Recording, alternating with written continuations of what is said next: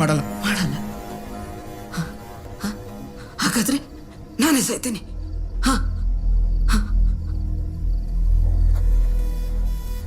ತೋಟದಲ್ಲಿ ಬಾವಿ ಇದೆ. ಬಾವಿ ತುಂಬಾ ನೀರಿದೆ. ನಾನೇ ಹಾರು ಸಾಯ್ತೀನಿ. ಅಮ್ಮ, ನಿನ್ ತಮ್ಮಯ್ಯ ಈಗಷ್ಟೇ ಊರಿಗೆ ಬಂದಿದ್ದೀನಿ, ಮತ್ತೆ ಚಿಂತೆ ಕೊಡ್ಬೇಡ. ಅಮ್ಮ ಬಿಡಮ್ಮ, ಅಮ್ಮ ಯಾಕಮ್ಮ ಹಿಂಗ್ ಹುಚ್ಚಾಟ ಆಡ್ತಿದ್ಯಾ? ಬಿಡಮ್ಮ, ಬಿಡಮ್ಮ, ಬಿಡಮ್ಮ, ಅಮ್ಮ ಬಿಡಮ್ಮ, ಕೈ ಬಿಡಮ್ಮ.